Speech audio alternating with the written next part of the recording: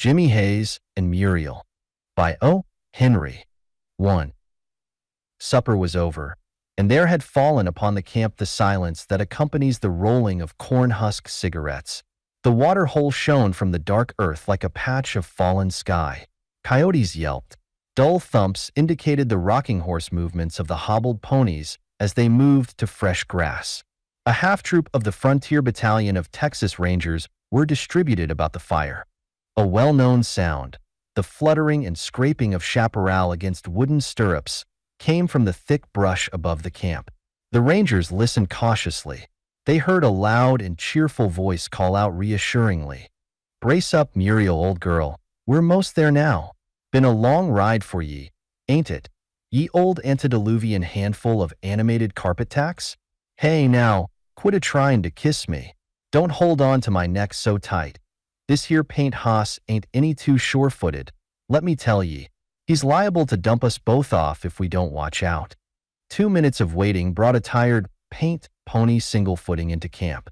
A gangling youth of 20 lolled in the saddle. Of the Muriel, whom he had been addressing, nothing was to be seen.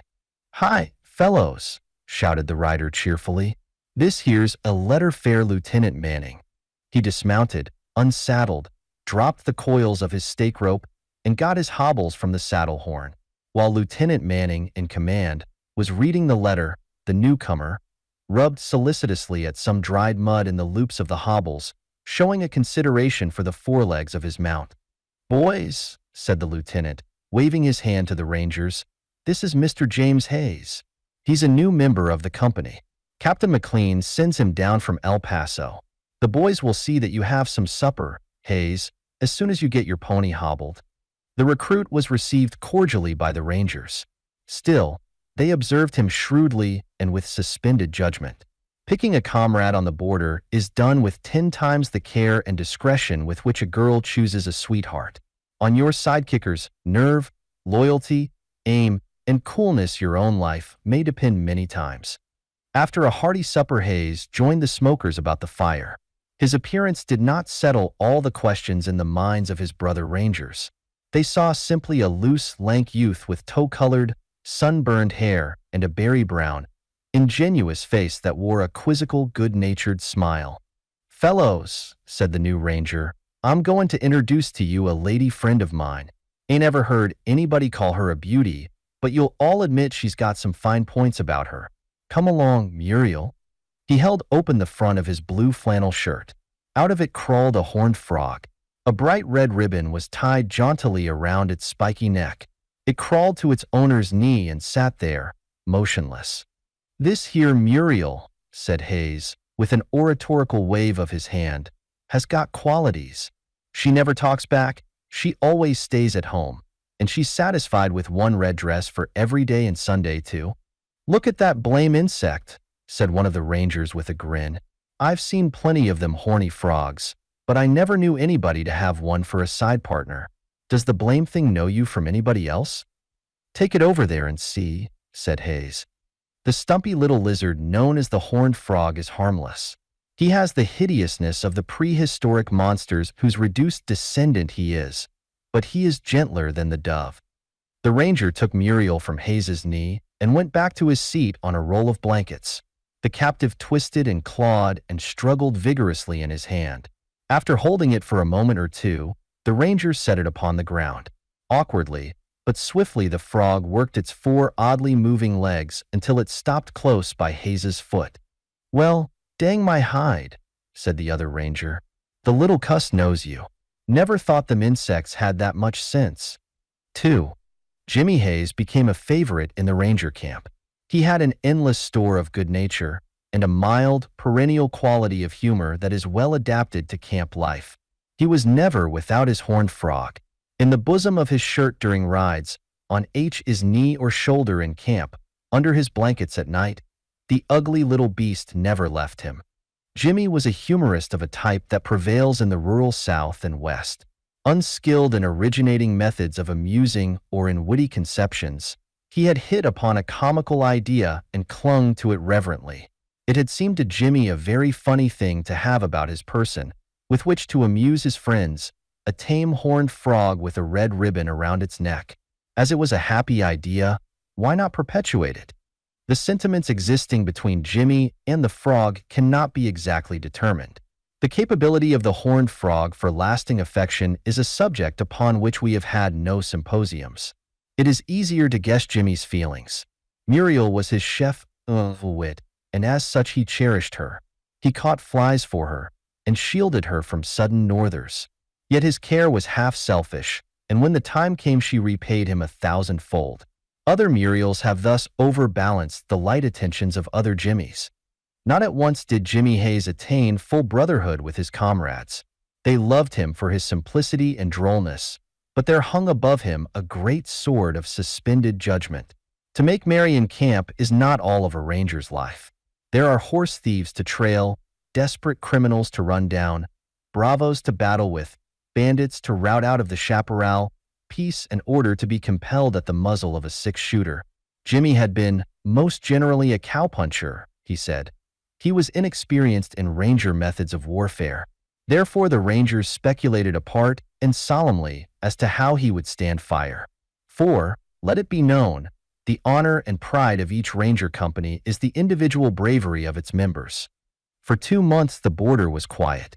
The rangers lolled, listless, in camp.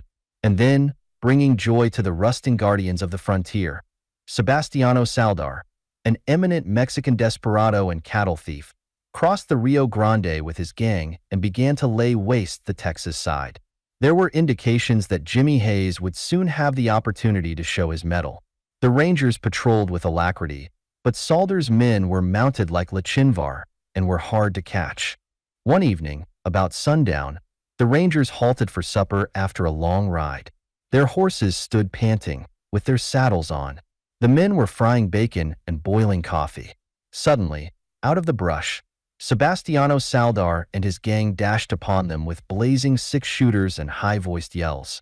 It was a neat surprise. The rangers swore in annoyed tones and got their Winchesters busy, but the attack was only a spectacular dash of the purest Mexican type. After the florid demonstration, the raiders galloped away, yelling, down the river. The rangers mounted and pursued, but in less than 2 miles the fagged ponies labored so that Lieutenant Manning gave the word to abandon the chase and return to the camp. Then it was discovered that Jimmy Hayes was missing. Someone remembered having seen him run for his pony when the attack began, but no one had set eyes on him since. Morning came, but no Jimmy. They searched the country around, on the theory that he had been killed or wounded, but without success. Then they followed after Saldar's gang, but it seemed to have disappeared. Manning concluded that the wily Mexican had recrossed the river after his theatric farewell, and indeed, no further depredations from him were reported. This gave the rangers time to nurse a soreness they had. As has been said, the pride and honor of the company is the individual bravery of its members. And now they believed that Jimmy Hayes had turned coward at the whiz of Mexican bullets. There was no other deduction. Buck Davis pointed out that not a shot was fired by Saldar's gang after Jimmy was seen running for his horse. There was no way for him to have been shot. No, he had fled from his first fight, and afterward he would not return, aware that the scorn of his comrades would be a worse thing to face than the muzzles of many rifles. So Manning's detachment of McLean's company, Frontier Battalion, was gloomy. It was the first blot on its escutcheon. Never before in the history of the service had a ranger shown the white feather. All of them had liked Jimmy Hayes, and that made it worse. Days, weeks, and months went by, and still that little cloud of unforgotten cowardice hung above the camp. 3. Nearly a year afterward, after many camping grounds and many hundreds of miles guarded and defended, Lieutenant Manning, with almost the same detachment of men, was sent to a point only a few miles below their old camp on the river to look after some smuggling there. One afternoon, while they were riding through a dense mesquite flat, they came upon a patch of open hog wallow prairie. There they rode upon the scene of an unwritten tragedy. In a big hog wallow lay the skeletons of 3 Mexicans. Their clothing alone served to identify them. The largest of the figures had once been Sebastiano Saldar. His great, costly sombrero, heavy with gold ornamentation, a hat famous all along the Rio Grande, lay there pierced by 3 bullets. Along the ridge of the hog wallow rested the rusting Winchesters of the Mexicans, all pointing in the same direction. The Rangers rode in that direction for 50 yards. There, in a little depression of the ground, with his rifle still bearing upon the three, lay another skeleton. It had been a battle of extermination. There was nothing to identify the solitary defender. His clothing, such as the elements had left distinguishable, seemed to be of the kind that any ranchman or cowboy might have worn. "Some cowpuncher," said Manning, "that they caught out alone. Good boy. He put up a dandy scrap before they got him. So that's why we didn't hear from Don Sebastiano anymore." And then, from beneath the weather-beaten rags of the dead man, there wriggled out a horned frog with a faded red ribbon around its neck, and sat upon the shoulder of its long, quiet master. Mutely it told the story of the untried youth and the swift, paint pony, how they had outstripped all their comrades that day in the pursuit of the Mexican raiders, and how the boy had gone down upholding the honor of the company. The ranger troop herded close, and a simultaneous wild yell arose from their lips. The outburst was at once a dirge, an apology, an epitaph, and a paean of triumph. A strange requiem, you may say, over the body of a fallen comrade. But if Jimmy Hayes could have heard it, he would have understood.